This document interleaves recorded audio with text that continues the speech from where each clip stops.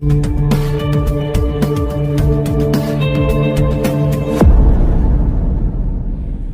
semuanya, hello everyone, assalamualaikum warahmatullahi wabarakatuh.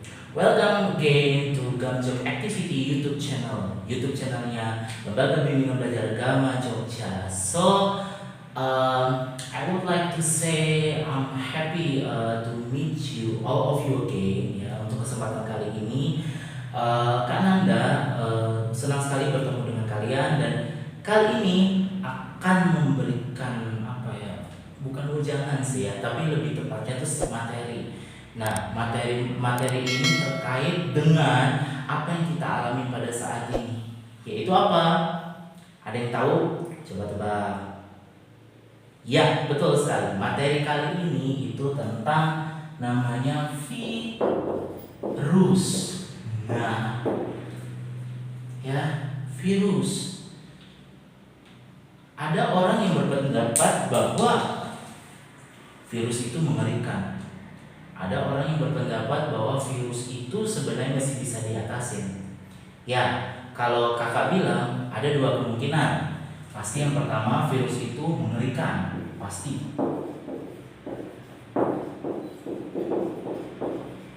Ya, namanya virus itu pasti mengerikan. Ya, dan yang kedua itu masih bisa dicegah. Sebenarnya sih bukan hanya bisa dicegah. Ada juga virus yang sama sekali susah untuk dicegah.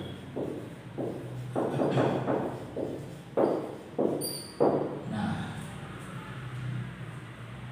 as we know, yang kita tahu, kita kan sekarang sedang menghadapi namanya COVID. Nah, ya, or biasanya disebut dengan coronavirus disease 19 ya. Kenapa 19? Padahal sebenarnya COVID itu keluar di tahun 2020 kalau nggak salah ya. Harusnya kan judulnya COVID-20. Karena COVID awalnya mulai tersebar beritanya itu di tahun 2020 kalau nggak salah di bulan Maret. Ya, but it's okay. Namanya virus itu ya, kalau misalnya ini berkaitan dengan tahun, I think it's no problem lah ya. Ini bukan sesuatu hal yang menjadi masalah yang besar. Nah, kenapa dikaitkan dengan COVID? Berarti bisa disimpulkan bahwa virus itu sifatnya ya mematikan.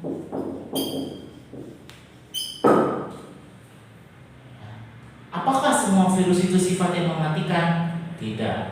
Ya. Jadi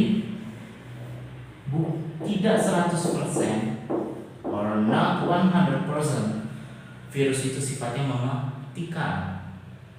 Ya. Ada virus yang bisa dicegah dengan salep antivirus. Ada virus yang bisa dicegah oleh obat antivirus. Ya, sama halnya dengan COVID.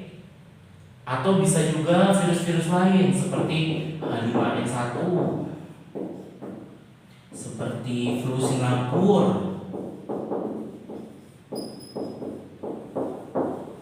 herpes,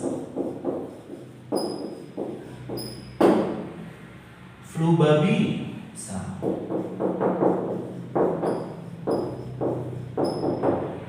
Ya.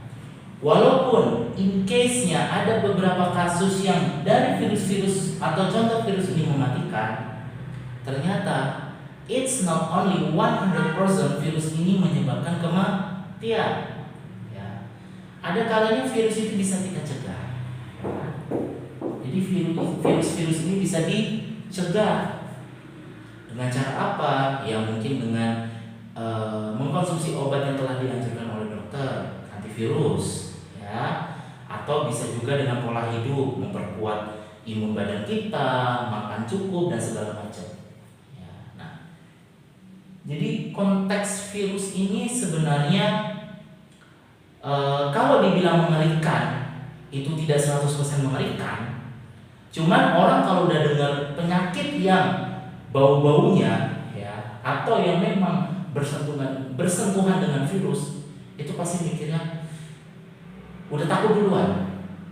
udah takut duluan, udah yang panik, udah yang segala macam.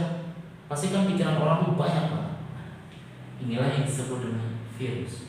Nah, the question is, apakah virus itu merupakan makhluk hidup? Nah,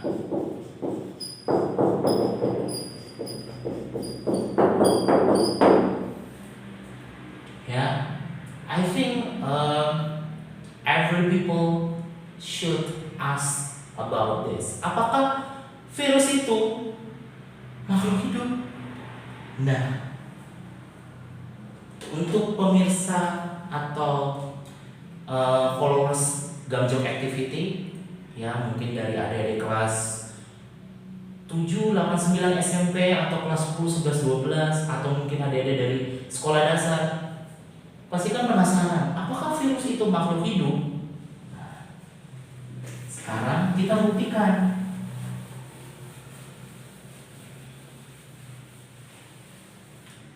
Virus, ya, kalau kita berkaca dari banyaknya kasus kematian COVID, banyaknya kasus kematian H5N1 atau avian influenza, adanya kasus kematian akibat flu babi, flu Singapura, dan virus-virus penyakit virus lainnya, ya, virus ini sebenarnya dia adalah makhluk hidup, ya. Virus itu makhluk hidup. Kenapa? Ya, kenapa virus itu dikatakan makhluk hidup? Karena dia bisa melakukan replikasi. Nah, jadi virus itu bisa bereplikasi atau memperbanyak keturunan.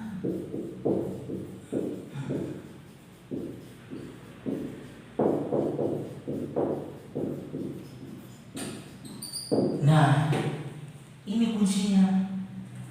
Kenapa virus itu bisa membuat orang itu tiba-tiba meninggal? Kenapa virus itu tiba-tiba membuat nafas menjadi sesak, kepala menjadi pusing dan segala macam? Ya, karena dia bisa memperbanyak keturunannya atau replikasi. Ya, sebenarnya virus ini juga sama dengan bakteri. Nah, ya, hanya saja mungkin secara kita bilang prevalensi, ya, atau hitungan kasusnya, virus yang lebih banyak memakan korban, ya, karena dari cara dia replikasi, memperbanyak keturunan, ya, dari memperbanyak keturunan ini dia asal mulanya yaitu merusak, ya, merusak yang namanya sel inang atau sel sehat. Nih, ya, setelah dia rusak, dia sampai memecah ini yang namanya sel inang, ya, lalu virus ini keluar dengan banyak koloni dan segala macam, ya, mungkin ada jutaan atau bahkan miliaran koloni, ya. Ini yang bisa menyebabkan adanya kematian, ya, atau mortalitas. Jadi virus itu bisa menyebabkan mortalitas. Sebenarnya sama dengan bakteri. Cuman kalau menurut beberapa referensi, beberapa literatur, mortalitas atau kematian akibat bakteri itu jauh lebih di bawah si akibat dari virus. Ya, jadi sebenarnya inilah konsepnya virus. Nah, berarti virus bisa dikatakan makhluk hidup? Jelas bisa, karena dia bisa memperbanyak keturunan. Nah, lalu, ya, ada beberapa statement atau pernyataan bahwa virus itu bukan makhluk hidup. Nah, satu hal di sini, kalau misal virus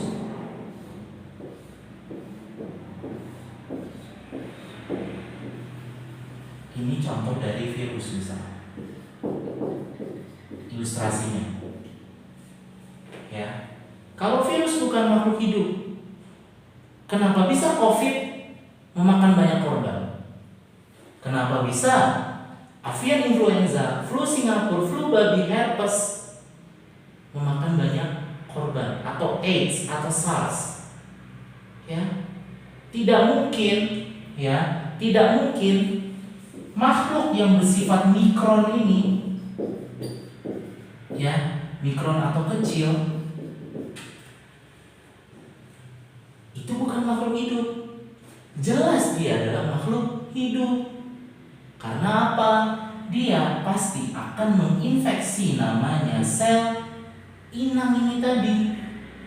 Dia akan menginfeksi, kemudian memperbanyak dirinya, melakukan replikasi, lalu memecah sel inang ini atau sel sehat ini, lalu keluarlah, melimpah ruah virus ini keluar dari sel inang, yang akhirnya ujung-ujungnya ada kematian atau orangnya sakit yang makin parah. Jadi virus itu dikatakan makhluk hidup karena dia bisa ini menyerang sel inang. Nah, tetapi konsepnya begini, virus, ya, virus ketika dia terbang bebas di dalam tubuh kita, ya, atau di sekitar kita, ya, ketika virus ini terbang bebas, ya, terbang bebas itu dalam arti dia proses mencari inang. Nah, virus ini statusnya dia off, ya, off. Kenapa bisa off? Karena ketika virus ini terbang di sekitar kita, ya, ketika virus ini sedang mencari inangnya, dia tetap statusnya makhluk hidup, tetap statusnya tetap makhluk hidup. Off-nya kenapa? Karena dia belum bereplikasi, ya, dia masih mencari. So it's still looking for that sel inangnya tadi. Dia masih mencari sel inang, masih mencari mana yang mau diinfeksi. Jadi statusnya masih off dia. Ini, ya, ini kalau ilustrasi ini namanya kapsid, ya. Kapsid ini yang sifatnya menyelubungi virus. Lalu yang gruel-gruel ini atau dia kayak tali yang bentuknya spiral ini yang dinamakan DNA, ya. Dan ini yang dinamakan ekor virus.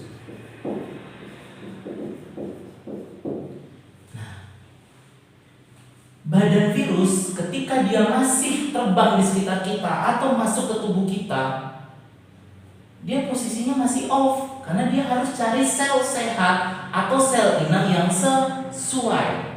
Dia harus cari itu, ya. Nah, kemudian ketika virus itu udah nempel, ya, misal dia udah nempel nih. Ketika virus itu sudah nempel di sel inang dan dia udah nempel di sini. Nah, virus ini berarti statusnya apa? Dia sudah on.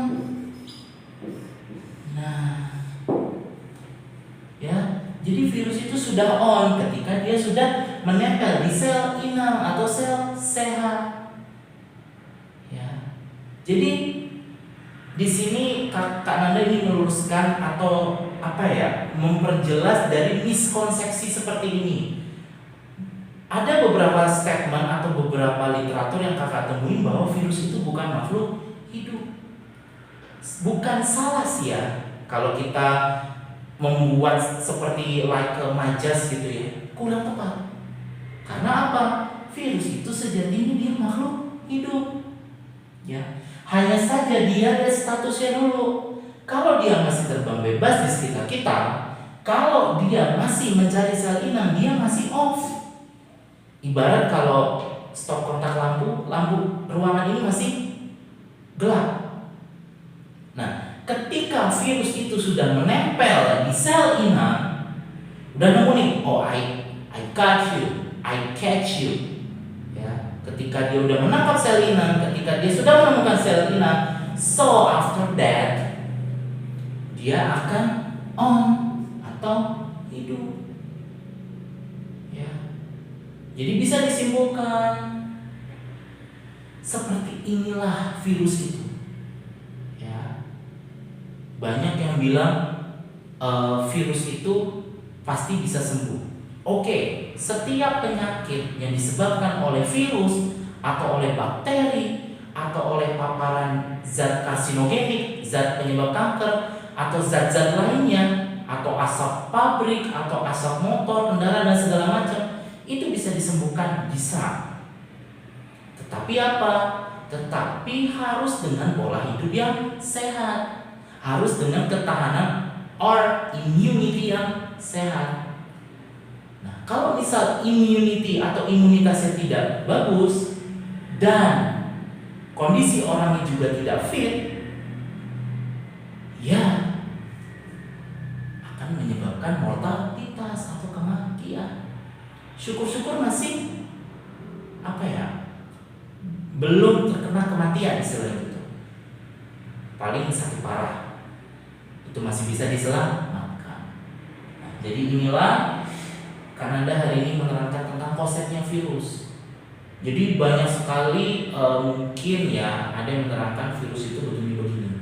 Nah, kakak untuk memberikan hal yang bersifat meluruskan miskonsepsi, ya, karena namanya makhluk hidup sebenarnya banyak. Ada virus, ada bakteri, tumbuhan, kita sendiri manusia, ada paus, lumba-lumba, beluga, dinosaurus yang udah punah, semut, kutu, kepik dan segala macam.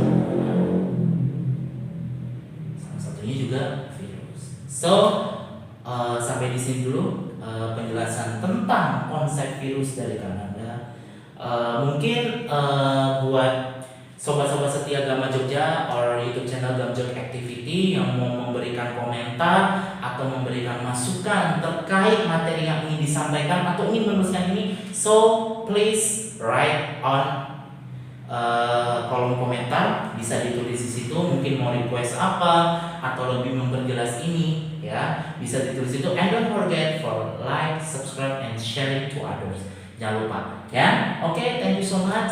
See you on the next video. So thank you. Sorry if I have some mistakes. Terima kasih. Wassalamualaikum warahmatullahi wabarakatuh.